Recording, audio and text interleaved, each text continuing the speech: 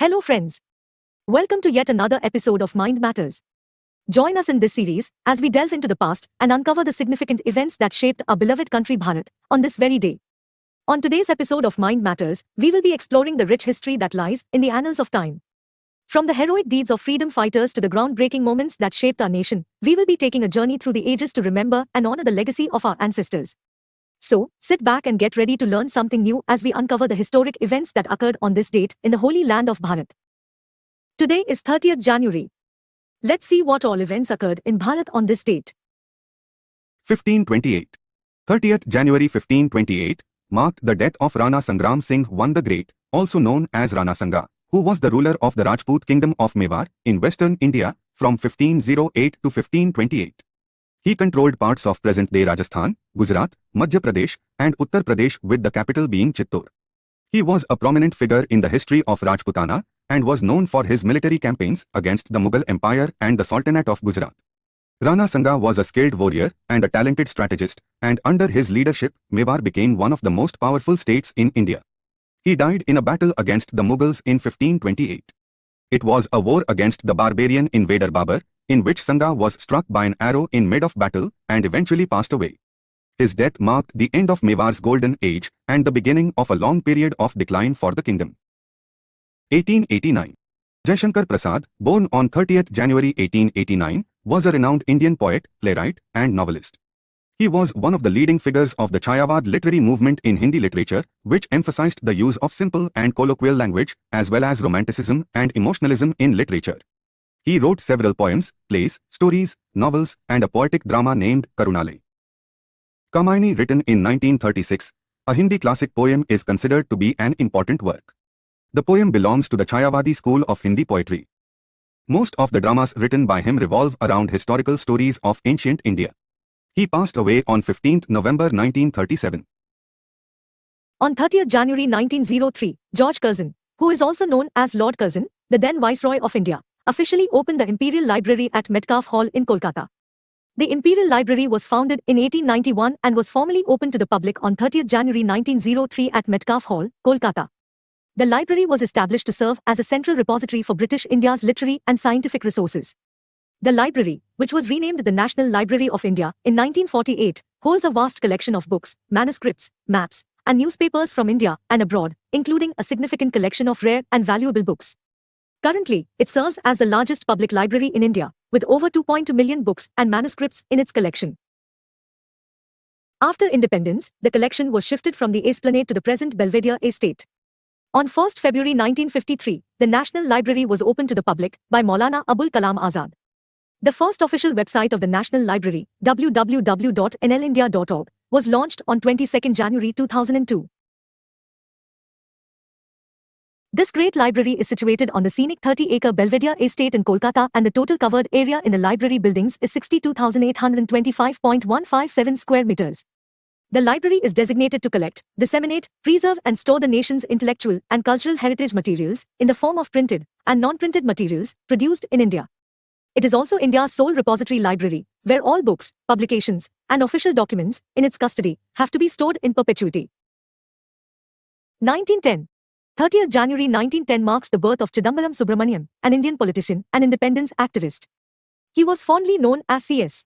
Chidambaram was born in a village near Pollachi in the Coimbatore district, Tamil Nadu. He was an instrumental component of the Green Revolution in India.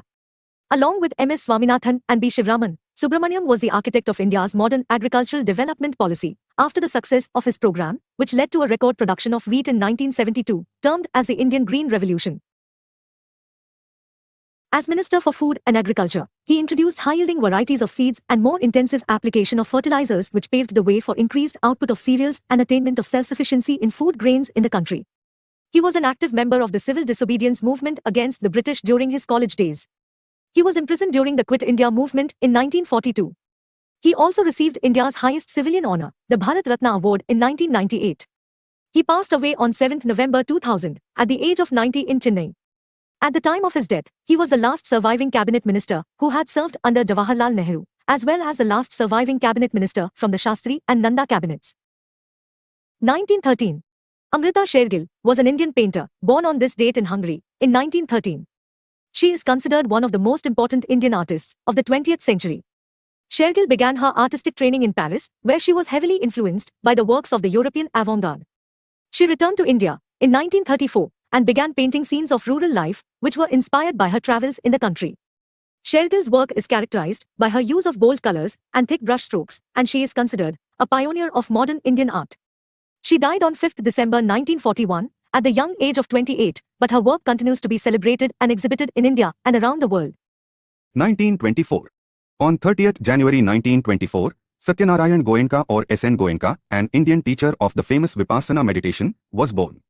He was born in Burma, now Myanmar, and was trained as a teacher of Vipassana by the Burmese teacher Saigi Ubakhin. Goenka later moved to India and began teaching Vipassana meditation to people of all backgrounds and eventually established Vipassana centers around the world. Goenka's teaching emphasized the importance of self-awareness, self-discipline, and compassion in achieving inner peace and happiness. He passed away on 29 September 2013. 1926. 30th January 1926 marks the birth of Ramesh Dev, an Indian film and television actor, who has worked in more than 285 Hindi films, 190 Marathi films, and 30 Marathi dramas, with over 200 showings in his long career. He passed away in Mumbai, following a heart attack, on 2 February 2022, at the age of 96. 1951. Prakash Javadekar, an Indian politician and a member of the Bharatiya Janata Party, BJP, was born on this date in 1951.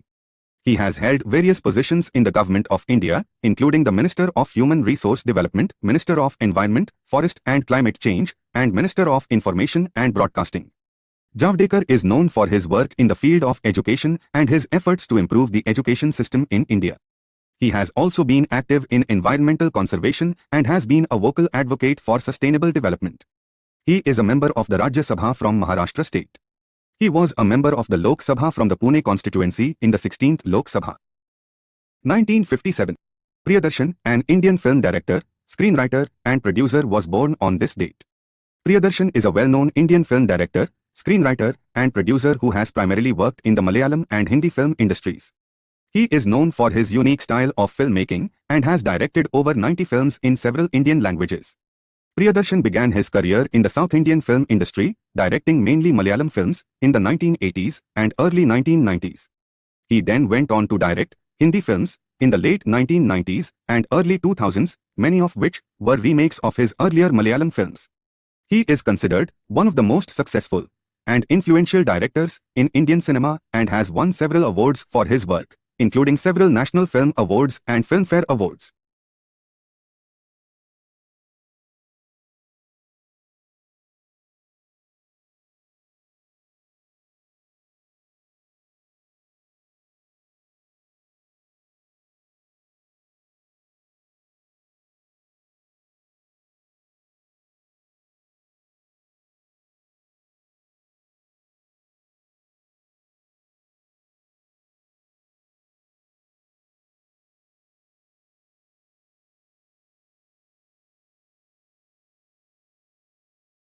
1997.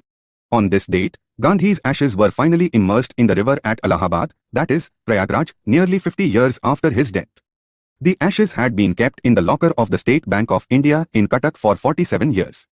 The immersion ceremony was performed by Gandhi's great-grandson, Tushar Arun Gandhi, who scattered the ashes in the Sangam, the confluence of the Ganga, Yamuna, and Saraswati. The ceremony was attended by thousands of people and was seen as a way to pay final respects to the leader and close a chapter in Indian history. 2007. It was on this date that Tata Steel, a subsidiary of the Indian multinational conglomerate Tata Group, acquired Anglo-Dutch steelmaker Chorus Group for a total of $12.1 billion. The acquisition made Tata Steel the fifth largest steel producer in the world and the largest steel company in India. The deal was a result of a lengthy bidding war between Tata and Brazilian steel company CSN. The acquisition was completed on 2 April 2007, and the company was renamed Tata Chorus. The acquisition was significant for Tata as it gave them access to Chorus advanced technology and increased their presence in the European market. The acquisition also brought several new brands under the Tata fold, including the aluminium sheet and coil products of aluminium igemuidin, tubes and profiles of Chorus tubes, and the specialty steels of Chorus strip products. For your information, aluminium igemuidin is a primary aluminum plant located in the Netherlands. It is owned by Chorus Aluminium Igemuidin BV, a subsidiary of the Indian conglomerate Tata Steel. The plant produces primary aluminum from alumina, which is sourced from bauxite mines in Brazil and Suriname. The plant is known for its large-scale and advanced technology and is considered one of the most efficient and sustainable aluminum production facilities in the world. 2008. On this date, a special court in Chennai sentenced Abdul Karim Telgi, the main accused, in the famous stamp paper scam case, to 10 years imprisonment. The stamp paper scam, also known as the Telgi scam, was a massive fraud case that came to light in India in 2001. The scam, perpetrated by Abdul Karim Telgi, involved the production and sale of counterfeit stamp papers, which were used to pay various types of taxes and fees. The scam was estimated to be worth around $3 billion and involved several high-ranking government officials and politicians. The scam was exposed by a small-time stamp vendor in Mumbai, who tipped off the police about the fake stamp papers. The investigation revealed a wide-reaching network of individuals involved in the production and distribution of the fake stamp papers. The scam had a major impact on the Indian economy and led to the loss of revenue for state governments. Telgi was arrested in 2001 and was convicted in 2008 and was sentenced to 10 years imprisonment and also ordered to pay a fine of Rs 202 crore. That brings us to the end of events that occurred in Bharat on 28th January. Have a great day ahead.